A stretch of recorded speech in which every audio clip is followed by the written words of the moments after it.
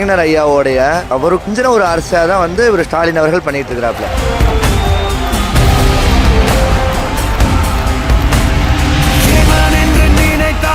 இன்றைக்கு இருக்கக்கூடிய ஆட்சி மக்களுக்கான ஆட்சி, பெண்களுக்கான ஆட்சி. ஸ்டாலின் அவர்கள் பண்ணுறவுடைய ஆட்சி 4 ஆண்டுகளில் இனி 40 ஆண்டுகள் கொண்டு போகிற அளவுக்கான ஆட்சிகளை கொண்டிருக்கிறாப்புல. திட்டங்கள் ஒவ்வொன்றும் அடுக்கிக்கிட்டே போனோம்.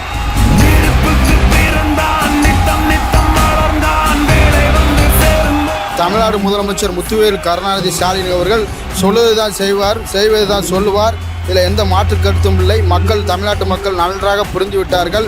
2026 மீண்டும் திமுக ஆட்சி அமையும் என்பதை உறுதியுடன் கூறுகிறோம்.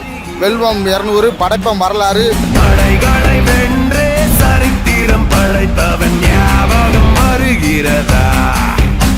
மீண்டும் மீண்டும் கழகத்தினுடைய ஆட்சி அமைய வேண்டும். பாசிச சக்தி வந்து தமிழ்நாட்டுக்குள்ள வரக்கூடாது.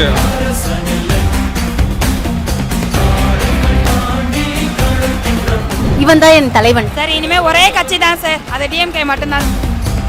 இதை விட சிறப்பாக பண்ண முடியாது, யாராலையுமே பண்ண முடியாது. இனி ஒரு முதலமைச்சர் இதே மாதிரி பிறந்து வந்தால் தான் முடியுமே தவிர எங்க முதலமைச்சர் பக்கத்தில் யாரும் நிற்க முடியாது.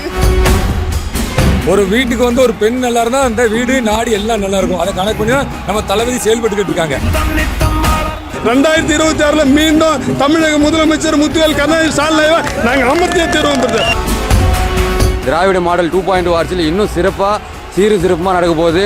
தளபதி அடுத்து ஆட்சி அமைக்க போகிறாரு. பெரும்பாலான வித்தியாசத்தில் ஆட்சி அமைக்க போகிறாரு, ஜெயிக்க போகிறாரு.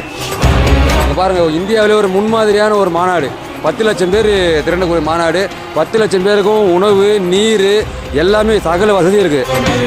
இந்த அரசு மீண்டும் வரும், மக்களுக்கு நல்ல சேவை செய்யும். எப்பொழுதும் சரி, இனிமே திமுக ஆட்சி மட்டும்தான் தமிழகத்தில் இருக்கும். அதில் எந்த மாற்று கருத்தும் கிடையாது.